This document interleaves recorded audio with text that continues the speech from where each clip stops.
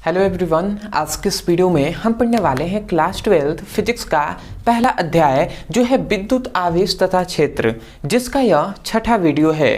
तो इससे पहले आपने 5 वीडियो को नहीं देखा तो आपको डिस्क्रिप्शन में लिंक मिल जाएगा, आप उसको देखते हुए चलेंगे। दूसरी बात कि आज के इस वीडियो में हम पढ़ने वाले हैं क्लास 12 फिजिक्स का बहुत ही इंपॉर्टेंट टॉपिक जो है गॉस का प्रमेय, जो आपके बोर्ड एग्जाम के लिए वेरी इंपॉर्टेंट होता है। तो उसको इस वीडियो में हमारा मुख्य टॉपिक होगा और बहुत ही आसानी तरीके से आपको समझ में आएगा। तो चलिए दोस्तों अपने टॉपिक को शुरू करते हैं। तो हमारा सबसे पहले गॉस के प्रमेय जानने से पहले हमें कुछ टॉपिक को जानना बहुत ही इंपॉर्टेंट है, क्योंकि उस टॉपिक को समझने के बाद ही हम गॉस के प्रमेय को समझ पाएंगे। तो सबसे पहले हम समझते हैं विद्युत फ्लक्स। विद्युत फ्लक्स किसे कहते हैं? अब देखिए, विद्युत फ्लक्स का परिभाषा हम जानेंगे तभी जाकर इसको हम पूरा डिटेल में समझेंगे। तो देखिए, कोई भी आवेशित पिंड होता है, ये मान लेते हैं ये कोई आवेशित पिंड है, ये एक प्रकार का कोई आवेशित पिंड है। तो हम जानते हैं कि कोई भी आवेशित पिंड हो तो उससे क्या निकलता है? बल रेखाएं निकलती हैं। मतलब इस आवेशित पिंड से क्या निकलती हैं? विद्युत बल रेखाएं निकलती हैं। ठीक है, इस प्रकार विद्युत बल रेखाएं आती भी हैं और जाती भी हैं। ठीक है, मतलब ये कोई आवेशित पिंड है, इससे क्या निकल रही हैं? ये विद्युत बल रेखाएं निकल रही हैं विद्युत बल रेखाएं। तो देख रहे हैं कि ये कोई आवेशित पिंड है, इससे विद्युत बल रेखाएं आ भी रही हैं और जा भी रही हैं। तो याद रखेंगे विद्युत फ्लक्स हम किसे कहेंगे? तो किसी आवेशित पिंड से आने और जाने वाले लंबवत विद्युत बल रेखाओं की संख्या को, क्या लंबवत, हमने कहा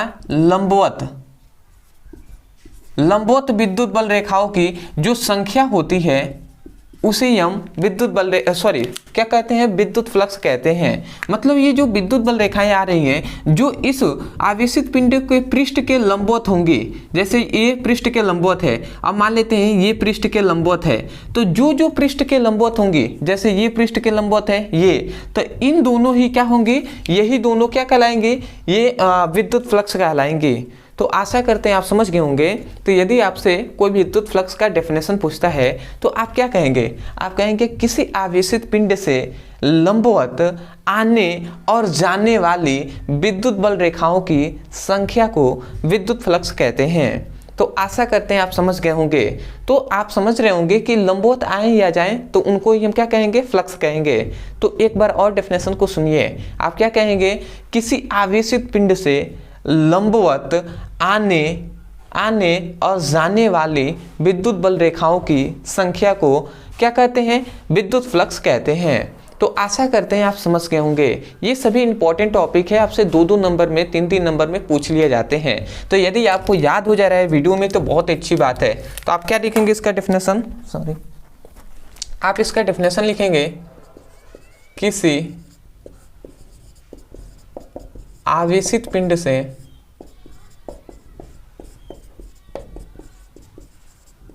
लंबवत आने जाने वाले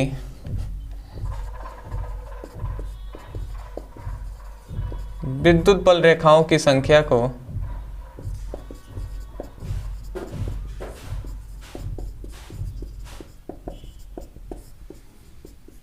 क्या कहते हैं? विद्युत फ्लक्स कहते हैं।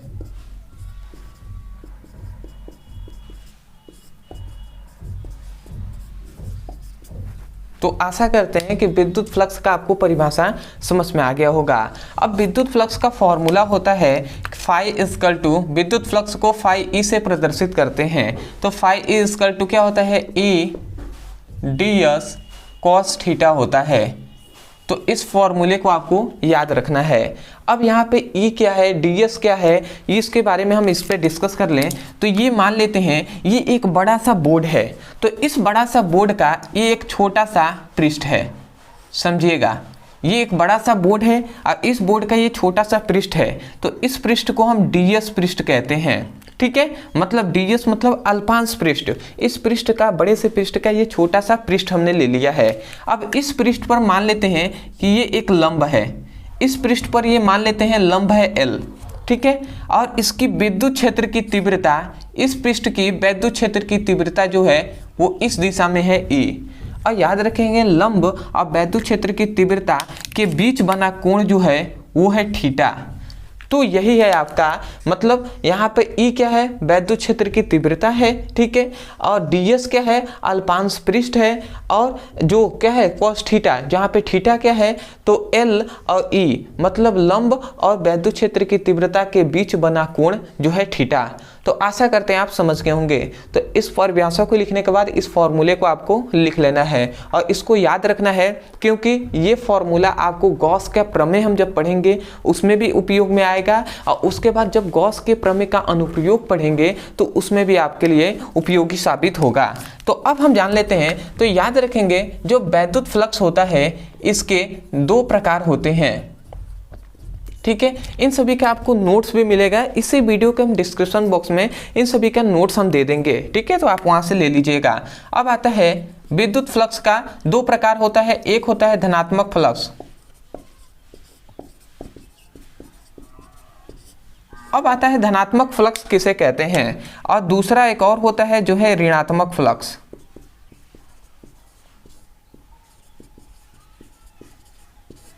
तो देखिए धनात्मक और ऋणात्मक फ्लक्स किसे कहते हैं। धनात्मक फ्लक्स का मतलब होता है कि कोई भी आवेशित पिंड है, समझिएगा, ये जैसे मान लेते हैं ये एक आवेशित पिंड है, तो किसी आवेशित पिंड से क्या होने वाली, निकलने वाली, किसी आवेशित पिंड से निकलने वाली विद्युत बल रेखाओं की संख्या को, मतलब कोई आवेशित पिंड है और इस आवेशित पिंड से क्या निकल रही हैं, लंबवत विद्युत बल रेखाएं जो निकलती हैं,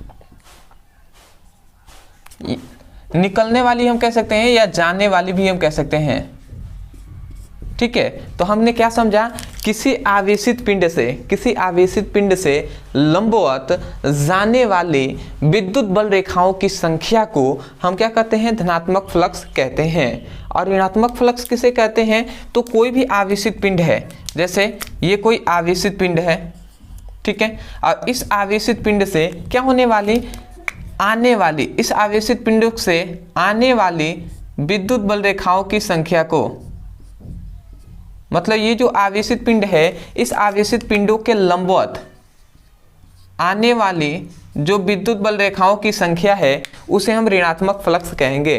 तो आप ऋणात्मक फ्लक्स का डेफिनेशन क्या कहेंगे, आप कहेंगे किसी आवेशित पिंडों के लंबवत आने वाली विद्युत बल रेखाओं की संख्या को ऋणात्मक फ्लक्स कहते हैं। तो आशा करते हैं कि आपको इन दोनों का भी परिभाषा समझ में आ गया होगा। तो सबसे पहले आप चाहें तो स्क्रीनशॉट ले सकते हैं या इन सभी का PDF हम नीचे डिस्क्रिप्शन में दे देंगे, तो आप वहां से ले लीजिएगा। अब इतना हम समझ गए, उसके बाद गॉस के प्रमेय को जानने के लिए हमें एक और टॉपिक को जानना इंपॉर्टेंट है, तो उसको भी हम देख लेते हैं। उसके बाद हम गॉस के प्रमेय को अच्छे से समझ पाएंगे।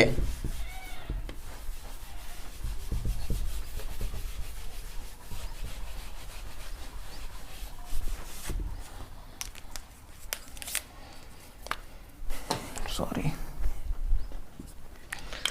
अब आता है हमारा तीसरा जो टॉपिक है, जो है घन कोण।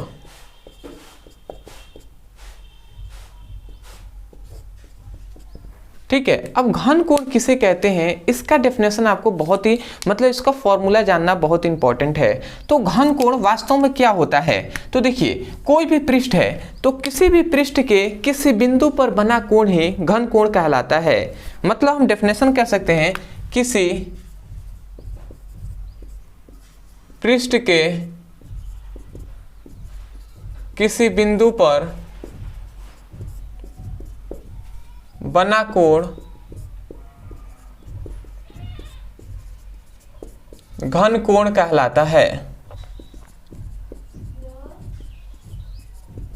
ये सभी आपको जानना इंपॉर्टेंट है, नहीं तो मैं सीधा गॉस का प्रमेय ही आपको बताता, बट आपको इसको जानना वेरी इंपॉर्टेंट है। ठीक है, अभी जब हम प्रयोग करेंगे ना, जब इसको सिद्ध करेंगे, गॉस का प्रमेय हम पढ़ेंगे, तो उसमें आपको पता चलेगा हमने क्यों इसको पढ़ा था। ठीक है, तो जो घन कोण किसे कहते हैं, तो हमने कहा कि कोई भी पृष्ठ है, तो कोई भी पृष्ठ है और उसके किसी बिंदु पर, मान लेते हैं ये बिंदु है, तो इस बिंदु पर जो बना कोण होगा वो घन कोण कहलाएगा। बट ये आता है कि घन कोण का वास्तव में मतलब क्या है। जैसे कि घन कोण का मतलब है ये एक भुजा है या एक ए भुजा है, ठीक है, ये ए भुजा है, ये बी भुजा है, ठीक है, या हम कह सकते हैं ये एक रेखा है, ये एक रेखा है। तो दो रेखाओं के बीच में जो कोण बनता है उसे हम तो सामान्य कोण कहते हैं, हम कैसे कहते हैं कि ये कोण है। परंतु घन कोण किसे कहेंगे? घन मतलब होता है जिसमें तीन भुजाएं हो। जैसे कि आप गए होंगे मार्केट में, तो जो क्या होता है, तरबूजा होता है। तो तरबूजा मतलब हम लालमी कहते हैं ऐसे, तो उसको हम क्या कहते हैं, तो जो तरबूजा होता है, तरबूजा कहते हैं कि कैसा है, अच्छा है कि नहीं है। तो जो क्या होते हैं, जो सेलर होते हैं वो आपको क्या करते हैं, वो 3 पीस काट के, मतलब एक पीस छोटा सा अल्पांश पृष्ठ उसको काटते हैं, आपको निकाल के दिखाते हैं कि देखिए ये अच्छा है, ठीक है। तो आशा करते हैं आप समझ रहे होंगे मैं आपको जो समझाने की कोशिश कर रहा हूं। तो वो वास्तव में कैसे होता है, यदि हम उस पृष्ठ को काटें तो ये मान लेते हैं एक बड़ा सा तरबूज है, और इस तरबूज का एक हमने वो क्या करते हैं, एक छोटा सा इस प्रकार एक पृष्ठ को काटते हैं। जैसे ये एक पृष्ठ है, ठीक है, और उसमें क्या होता है, इस प्रकार होता है। तो आपको समझ में आ रहा है, एक बड़ा सा तरबूज है जिसका एक छोटा सा पार्ट काटा गया है। अब ये मान लेते हैं ये जो पृष्ठ है, बड़ा सा पृष्ठ, ये एस पृष्ठ है, इस पर प्लस क्यू आवेश उपस्थित है, और ये जो बिंदु है ये बिंदु ओ है, ठीक है। और इस गोले की जो त्रिज्या है वो है आर, ठीक है। अब हम समझ जाएंगे कि इस बिंदु P पर बना जो कोण है वो डी ओमेगा है, ठीक है। डी ओमेगा मतलब घन कोण है, ठीक है। और उसके बाद ये जो बिंदु है, इस बिंदु पर मान लेते हैं बिंदु P है जिस पर वैद्युत क्षेत्र की तीव्रता E है, तथा ये क्या है, ये एक लंब है। अब वैद्युत क्षेत्र की तीव्रता E और लंब के बीच बना कोण थीटा है। और ये जो है ये क्या है, ये एक बड़ा सा पृष्ठ जो है S, और ये जो नीले कलर का आपको दिखाई दे रहा है ये DS पृष्ठ है। मतलब ये हमने कहा था ना कि DS मतलब एक छोटा सा पृष्ठ, जैसे एक बड़ा सा बोर्ड है उसी प्रकार ये बड़ा सा लालमी है और इसका छोटा सा पृष्ठ जो ये है। तो आशा करते हैं आप समझ गए होंगे। तो घन कोण का आप डेफिनेशन क्या समझे, घन कोण का आप कह सकते हैं कि किसी, मतलब आप कह सकते हैं कि किसी पृष्ठ के किसी बिंदु पर बने कोण को घन कोण कहते हैं। और घन कोण का आप समझ गए होंगे कि घन कोण किसे कहेंगे, डी ओमेगा। अब डी ओमेगा इक्वल टू होता है, फॉर्मूला आपको याद रखना होगा, डी ओमेगा इक्वल टू होता है d s cos theta by r square, ठीक है। इस फॉर्मूले को आपको याद रखना है, जहां ds क्या है, एक छोटा सा पृष्ठ है, cos थीटा क्या है, तो देख रहे होंगे E और L के बीच बना कोण है, और जो r क्या है, तो इस गोले की क्या है, त्रिज्या है जो आर स्क्वायर। तो इतना आपको याद रखेंगे। और जो क्या होता है घन कोण का जो क्या होता है फॉर्मूला होता है, सॉरी मात्रक होता है, वो होता है स्टेरेडियन। तो इसको आपको याद रखना है, घन कोण का जो मात्रक होता है वो स्टेरेडियन होता है। जबकि जैसे ये कोण है, सामान्य कोई भी कोण है तो उसका मात्रक क्या होता है, रेडियन होता है, परंतु घन कोण का मात्रक स्टेरेडियन होता है। अगला याद रखेंगे कि ये तो हमने छोटे से मतलब अल्पांश पृष्ठ के लिए घन कोण निकाला, परंतु अगर हम कहें कि इस बड़े से पृष्ठ के लिए घन कोण क्या होगा, तो इस बड़े से पृष्ठ के लिए घन कोण को हम ओमेगा से प्रदर्शित करते हैं। यह है ओमेगा, और ओमेगा इक्वल टू क्या हो जाएगा, अल्पांश ओमेगा का हम क्या कर देंगे, समाकलन कर देंगे।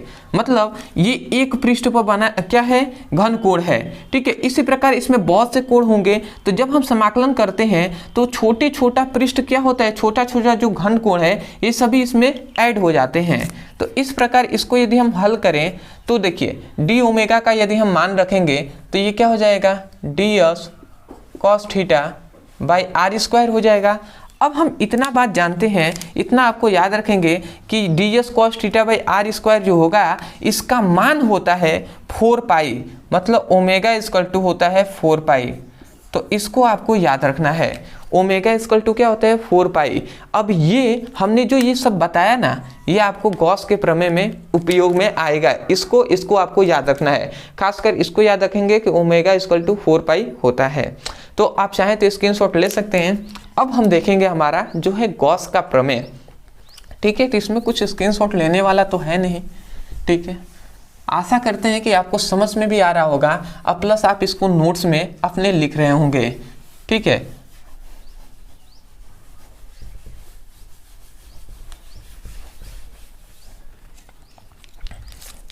अब आता है हमारा जो है चौथा टॉपिक जो है गॉस का प्रमेय।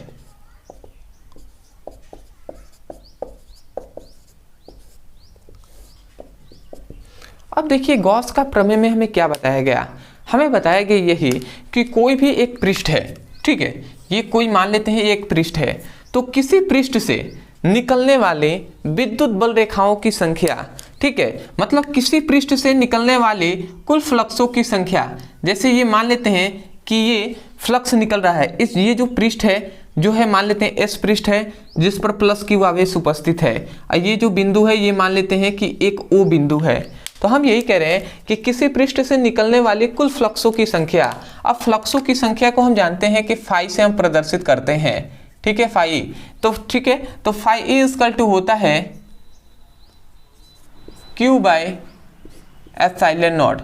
ये क्या होता है, फॉर्मूला होता है गॉस के प्रमेय का, मतलब फाई इक्वल टू क्या होता है, Q बाई एप्सिलॉन नॉट होता है। तो यही कहा जा रहा है कि किसी बंद पृष्ठ से, याद रखेंगे कि जो गॉस का प्रमेय होता है वो बंद पृष्ठ के लिए लागू होता है। क्या होता है, बंद पृष्ठ के लिए लागू होता है। तो हम यही कहेंगे किसी बंद पृष्ठ से निकलने वाली कुल फ्लक्स उस पृष्ठ पर उपस्थित कुल आवेश का 1/एप्सिलॉन गुना होता है। एप्सिलॉन गुना क्या है, ये एप्सिलॉन नॉट है ना, तो एप्सिलॉन का मतलब क्या होता है, विद्युतशीलता है। तो आपको यही कहा जा रहा है कि मतलब अगर हम चाहें तो इसको, इसी फॉर्मूले को हम इस प्रकार भी तो लिख सकते थे ना, इसको हम मिटा कर यहाँ पे गुना का हम चिन्ह दे देंगे और एक गुणा होगा तो क्यू में, तो क्यू हो जाएगा, ये एप्सिलॉन नॉट इधर आ जाएगा, ठीक है। तो हम यही कह रहे हैं कि किसी बंद पृष्ठ से, ध्यान से सुनिएगा, ये जो गॉस का प्रमेय है, ये जो कथन है आपको याद रखना होगा, क्योंकि कथन को कभी भी अपने भाषा में नहीं हम बोल सकते। जो स्टेटमेंट है, जो कथन होता है, उसको शब्दतः लिखना पड़ता है। तो आप इसको क्या लिखेंगे, आप लिखेंगे किसी बंद पृष्ठ से निकलने वाली कुल फ्लक्सों की संख्या उस पृष्ठ पर उपस्थित कुल आवेश का, उस पृष्ठ पर उपस्थित कुल आवेश का 1/एप्सिलॉन गुना होता है। तो आशा करते हैं आप समझ गए होंगे। तो मैं इसको लिख दे रहा हूं, इसका कथन आप क्या लिखेंगे, इसका जो कथन है, कथन आप लिखेंगे, या हम कह सकते हैं सिंपल वे में, गॉस के प्रमेय के अनुसार किसी बंद पृष्ठ से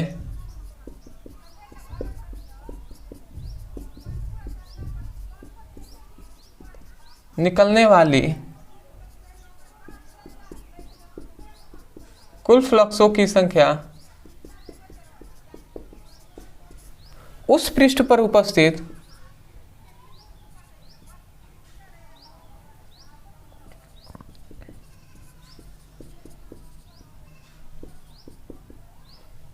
उस पृष्ठ पर उपस्थित कुल आवेश का 1/एप्सिलॉन गुना होता है। तो ये आपका गॉस के प्रमेय का कथन हो गया, या हम कह सकते हैं कि गॉस का प्रमेय यदि आता है तो आप लिखेंगे कि गॉस का प्रमेय के अनुसार, गॉस के प्रमेय के अनुसार किसी बंद पृष्ठ से निकलने वाली कुल फ्लक्सों की संख्या उस पृष्ठ पर उपस्थित कुल आवेश का 1/एप्सिलॉन गुना होता है। और उसके बाद आप इस फॉर्मूले को आप लिख लेंगे, जो हम यहाँ पे लिख दे रहे हैं, आप लिखेंगे फाई इक्वल टू क्या होता है, Q बाई एप्सिलॉन नॉट, ठीक है। ये आप चाहें तो ई यहाँ पे छोटा सा लिख सकते हैं या नहीं भी लिखेंगे, कोई दिक्कत नहीं है। तो phi equal to Q by epsilon naught होता है। तो इतना आपको याद रखना है, ये क्या है, आवेश है, ठीक है, और ये वैद्युत फ्लक्स है, ठीक है, मतलब ये है फ्लक्स, और ये है विद्युतशीलता। तो आशा करते हैं आप समझ गए होंगे। अदरवाइज ये जो पृष्ठ है इससे विद्युत फ्लक्स निकल रहा है। अब हम मान लेते हैं इस पृष्ठ का एक छोटा सा ये पृष्ठ हम ले रहे हैं, ठीक है, इसका ये मान लेते हैं घन कोण है डी ओमेगा, ठीक है। अब इस पृष्ठ की जो त्रिज्या है वो है आर, ठीक है, इस पृष्ठ की त्रिज्या क्या है, आर है, और इस पृष्ठ का ये एक छोटा सा पृष्ठ है जो है डी एस, इस पृष्ठ का वैद्युत क्षेत्र की तीव्रता जो है ई, और ये क्या है, एक लंब है, अब वैद्युत क्षेत्र की तीव्रता और एल के बीच बना जो कोण है वो है थीटा। तो इतनी बात को इसको माना की करके आपको एक्सप्लेन करना होता है, माना की, और उसके बाद आपको लिखना होता है। ठीक है, इसका भी नोट्स हम डिस्क्रिप्शन में पूरा जो भी हम टॉपिक पढ़ा रहे हैं इस वीडियो में, या कोई भी हम टॉपिक पढ़ाते हैं क्लास 12 का, तो उसके नीचे हम डिस्क्रिप्शन बॉक्स में लिंक देते हैं प्लेलिस्ट का, तो सॉरी प्लेलिस्ट का भी देते हैं, और प्लस जो क्या होता है PDF नोट्स का भी लिंक देते हैं, तो वहाँ से आप लिखते हुए चलेंगे। ठीक है, तो यहाँ पर आप माना की करके इस फिगर को आपको एक्सप्लेन करना है। आप क्या कहेंगे, माना एक बंद पृष्ठ S है जिस पर प्लस Q आवेश उपस्थित है, जिसकी त्रिज्या r है, तथा बिंदु O पर बना कोण d ओमेगा है, तथा एक ds पृष्ठ जो है ds पृष्ठ है जिस पर वैद्युत क्षेत्र की तीव्रता E L वैद्युत क्षेत्र की तीव्रता E है, तथा लंब क्या है L है, E तथा L के बीच बना कोण क्या है ओमेगा थीटा है। इस प्रकार अपने शब्द में इसका एक्सप्लेन करना होता है। लगभग 4 या 5 लाइन या 3-4 लाइन भी आप कर लेंगे तो बहुत है। ठीक है, तो आशा करते हैं कि इस फिगर को जो भी आपको समझ में आया है उतना आप लिख लेंगे। तो अब आता है हमारी गणना। तो अब हम अपना यहाँ से गणना स्टार्ट कर रहे हैं। तो यहाँ पर ये जो बिंदु है, यहाँ पे एक बिंदु P होता है। अब हम यहाँ से स्टार्ट करेंगे कि बिंदु P पर, मतलब बिंदु P के ये जो ds पृष्ठ है, एक छोटा सा पृष्ठ है ना, ये आपको दिखाई दे रहा होगा, ये एक छोटा सा पृष्ठ है। तो इस छोटे से पृष्ठ पर, ये एक छोटा सा आपको पृष्ठ दिखाई दे रहा होगा, तो इस छोटे से पृष्ठ जो है ds, इस पर हम विद्युत फ्लक्स की गणना करेंगे। तो हम लिखेंगे कि ds पृष्ठ से, ds पृष्ठ से निकलने वाले कुल फ्लक्सों की संख्या, ठीक है, ds पृष्ठ से निकलने वाली कुल फ्लक्सों की संख्या। अब अभी हमने पढ़ा था फ्लक्सों की संख्या, फ्लक्स बराबर क्या होता है, विद्युत flux phi E ds cos theta, ये हमने पढ़ा था कि नहीं फॉर्मूला। तो इसी फॉर्मूले को अब हमने यहाँ पे उपयोग करेंगे। तो हम लिखेंगे, ध्यान से समझिएगा, अब छोटे से पृष्ठ के लिए निकाल रहे हैं तो हम आगे d लिखेंगे और उसके बाद फाई E लिखेंगे। समझ में आया ना, d क्यों लिख रहे हैं, क्योंकि छोटे से पृष्ठ के लिए निकाल रहे हैं। तो हम लिखेंगे E ds cos थीटा, ये लिखेंगे। अब थोड़ा सा अगर आप ध्यान देंगे तो यहाँ पर जो क्या होता है, E का मान हम जानते हैं क्या होता है, यहाँ पे थोड़ा सा मैं इस प्रकार लिख दूं, d phi E equal to E का मान हम जानते हैं 1/4 पाई एप्सिलॉन नॉट। पता नहीं नीचे आपको दिखाई दे या ना दे, चलिए हम ऊपर लिखते हैं। ठीक है, इतना आपने समझ लिया। उसके बाद आपको थोड़ा सा समझना है, d phi E equal to हम लिखेंगे, E का मान हम जानते हैं, एक फॉर्मूला आपको याद रखेंगे, विद्युत क्षेत्र की तीव्रता का फॉर्मूला होता है 1/4 पाई एप्सिलॉन नॉट Q/r²। इतना वैद्युत क्षेत्र की तीव्रता E का फॉर्मूला होता है, इसलिए हमने ये मान रखा है। एक बात आप याद रखिएगा कि जो भी हम पीछे के टॉपिक पढ़ाए हुए हैं उन सभी को आपको पढ़ के आएंगे तो और भी बेहतर लगेगा। इसलिए कोई भी चैप्टर पढ़िए तो कम से कम उस चैप्टर का पहले वीडियो से आप स्टार्ट कीजिए। ठीक है, जैसे ये चैप्टर है विद्युत आवेश तथा क्षेत्र, इसका पहले ही 5 हमने टॉपिक, 5 जो वीडियो है वो बन गया है। तो आप बेसिक से पढ़ते हुए आएंगे तो और भी बेहतर तरीके से आपको समझ में आएगा। ठीक है, तो अब विद्युत क्षेत्र की तीव्रता का फॉर्मूला ही किसी को नहीं पता होगा तो वो कैसे सिद्ध कर पाएंगे। ठीक है, तो आपको इसको ध्यान रखना है। तो E का मान हमने रख दिया, उसके बाद मैं इस फॉर्मूले को मिटा दूं यदि आपके आदेश हो तो। ठीक है, चलिए मैं मिटा देता हूं क्योंकि जगह कम है। ठीक है, अब देखिए यहाँ पे हमने लिख दिया है 1/4 पाई एप्सिलॉन नॉट, ये E का मान हमने केवल यहाँ पे रखा है। उसके बाद ds है तो हम ds लिख दे रहे हैं, और cos थीटा है तो cos थीटा लिख दे रहे हैं। इतना हमने लिख दिया। उसके बाद आप थोड़ा सा ध्यान देंगे तो यदि हम इतने को देखें, ठीक है, इतने को देखें तो हम इतने की जगह पर हम क्या लिख सकते हैं, इतने की जगह पर 1/4 pi epsilon not Q into D omega लिख सकते हैं। ये हम लिख सकते हैं कि नहीं, डी ओमेगा। ठीक है, क्यों हमने लिखा, क्योंकि हम जानते हैं कि डी ओमेगा इक्वल टू होता है ds cos theta by r square, ये फॉर्मूला हम जानते हैं। तो देखिए ds cos theta by r square है कि नहीं है, तो इतने के जगह पर हम इतना लिख सकते हैं, वही हमने यहाँ पे इतना लिखा हुआ है। तो आशा करते हैं आप समझ रहे होंगे, इसीलिए हमने घन कोण का फॉर्मूला आपको बताया था, पढ़ाया था पीछे के जो भी टॉपिक, ठीक है। तो इसको आपको क्या कर लेना है, इसको आपको लिख लेना है, इतना करके आपको यहाँ पर छोड़ देना है। अब ये जो निकला, ये छोटे से पृष्ठ के लिए, ds पृष्ठ के लिए निकल गया, हमने निकाल दिया विद्युत फ्लक्स। उसके बाद इसको आप समीकरण फर्स्ट मान लेंगे। अब हम निकालेंगे कि इस बड़े से पृष्ठ का कुल फ्लक्सों की संख्या, मतलब हम लिखेंगे कि s पृष्ठ से निकलने वाले कुल फ्लक्सों की संख्या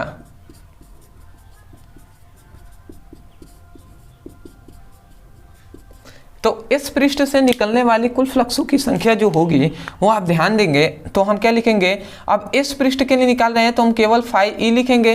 अब फाई ई इक्वल टू हम क्या लिखेंगे, डी ओमेगा, मतलब सॉरी डी फाई लिखेंगे ना, डी फाई ई लिख देंगे। मतलब अगर छोटे से जो फ्लक्स है उसका यदि हम समाकलन करते हैं तो बड़े से फ्लक्स का निकल जाएगा, कुल फ्लक्स निकल जाएगा, क्योंकि जब छोटा छोटा फ्लक्स मिलकर ही तो एक बड़ा सा पृष्ठ बना है ना। तो इस प्रकार हम इसका समाकलन कर देंगे। तो अब इसका मान हम यहाँ पे पुटअप करते हैं, तो यदि इसका मान हम पुटअप करेंगे तो यहाँ से करेंगे तो 1/4 pi epsilon not Q into हम क्या लिखेंगे, क्यू इंटू डी ओमेगा, इतना हम लिखेंगे। अब थोड़ा सा आपको यहाँ से ध्यान देना है, ठीक है, इतना हमने लिख दिया। अब हम जानते हैं कि 1/4 पाई एप्सिलॉन नॉट और क्यू ये सभी क्या है, कांस्टेंट है, नियत है। तो नियत जो होता है वो समाकलन से बाहर निकल जाता है। तो इसी प्रकार यहाँ पे फाई ए इक्वल टू ये 1/4 pi epsilon not into Q, ये समाकलन से बाहर निकल जाएंगे और समाकलन किसका होगा, जो क्या होगा, डी ओमेगा का होगा। अब हम इतना बात जानते हैं कि D phi E equal to 1/4 pi epsilon naught और ये क्यू है। और हम जानते हैं कि डी ओमेगा का जब समाकलन होता है तो जो मिलता है वो 4 पाई मिलता है। ये हमने बात बताया था कि नहीं, आपको जब घन कोण हमने पढ़ाया था तो आप याद रखेंगे कि जब हमने कहा था कि ओमेगा, जो ओमेगा का यदि हमने समाकलन किया था तो डी ओमेगा लिखा था, और इसके बाद हमने कहा था कि ओमेगा इक्वल टू हम लिख देंगे 4 पाई, लिख देंगे कि नहीं। तो मतलब इसका बराबर, यदि ये इसके बराबर है तो डी मतलब फाई समाकलन छोटे से जो डी ओमेगा है उसका जगह पर हम क्या लिख सकते हैं, 4 पाई लिख सकते हैं, ठीक है। तो इसी की जगह पर हमने 4 पाई लिखा हुआ है, ठीक है। तो इतना हमने लिख दिया। अब थोड़ा सा यदि आप ध्यान से देखेंगे तो यहाँ पे कोई कटने वाला है, इस 4 से ये 4 कट जाएगा, पाई से पाई कट जाएगा। अब यहाँ पे क्या मिला, यहाँ पे मिला phi E equal to Q by epsilon naught, मिला कि नहीं। ये क्यू 1 में गुणा हो गया, नीचे एप्सिलॉन नॉट बचा तो एप्सिलॉन नॉट मिल गया। अब यही तो है आपका फॉर्मूला जो है गॉस के प्रमेय का, यदि आप ध्यान से देखें तो ये आपका प्रूफ हो गया। तो यही है गॉस के प्रमेय का, जो क्या है, गॉस के प्रमेय। अब इससे भी ज़्यादा मतलब ये तो इम्पोर्टेंट है ही, लगभग इसका चांस होता है 99% चांस होता है आपके बोर्ड एग्जाम में आने का। और जब ये आता है ना तो लगभग आपसे 5 नंबर में ही पूछा जाता है, या कभी कभी आपसे 4 नंबर में पूछा जाएगा, ठीक है, या 4 या 5 नंबर में पूछा जाता है। और आपसे ऐसे कहा जाता है कि गॉस का प्रमेय क्या है तथा इसको प्रूफ कीजिए, मतलब इसको सिद्ध कीजिए। तो आपको गॉस के प्रमेय को सबसे पहले यहाँ से यहाँ तक लिखना है, उसके बाद ये फॉर्मूला आपको लिखकर उसके बाद इतना फिगर नीचे बनाएंगे, उसके बाद माना की करके आपको सेम टू सेम यही जो हमने लिखा हुआ है ऐसे आपको लिखना है। तो आशा करते हैं आप समझ गए होंगे। अदरवाइज यदि आपको समझ में नहीं आ रहा है, मतलब अगर आपको समझ में आ गया है, अगर आपको पीडीएफ नोट चाहिए तो नीचे डिस्क्रिप्शन में लिंक है, तो उस लिंक पे आप मैसेज क्या कर सकते हैं, क्लिक करके आप नोट्स भी ले सकते हैं। अदरवाइज यदि कोई भी दिक्कत आती है या कोई ऐसा टॉपिक है जो आपको समझ में नहीं आ रहा है तो उस टॉपिक का यूट्यूब पर नाम लिखकर अंत में हमारे चैनल का नाम लिखेंगे तो आपको तुरंत वो वीडियो मिलेगा और वहाँ से उसकी पढ़ाई भी कर सकते हैं। अदरवाइज कि जो क्या होता है, बहुत से ऐसे स्टूडेंट हैं जो चाहते हैं कि क्लास 12th का फिजिक्स और केमिस्ट्री का हमें चैप्टर वाइज सीक्वेंस में वीडियो मिले। ठीक है, तो क्लास 12th का फिजिक्स का न्यू बैच स्टार्ट हो गया है, जो ये वीडियो चल रहा है। तो यदि आप बेसिक से पढ़ना चाहते हैं तो आपके पास जो क्या है नीचे डिस्क्रिप्शन में लिंक है, तो वहाँ पर क्लिक करेंगे तो फिजिक्स का आपको पूरा वीडियो मिल जाएगा जो हमने बेसिक से स्टार्ट किया है। तो वहाँ से उसकी पढ़ाई कर सकते हैं, या चैनल में जाकर आप प्लेलिस्ट ढूंढकर वहाँ से भी पढ़ सकते हैं। तो आशा करते हैं आप समझ गए होंगे। अदरवाइज यदि कोई भी समस्या आती है या कोई भी दिक्कत है, यदि आपको हमसे बात करना है तो आपके पास दो माध्यम है, एक है टेलीग्राम, एक है इंस्टाग्राम। तो आप इससे मैसेज करके आप डायरेक्ट हमसे बात कर सकते हैं। तो चलिए दोस्तों, आज के लिए इतना ही। मिलते हैं एक नए टॉपिक के साथ, तब तक के लिए धन्यवाद। जय हिंद, जय भारत।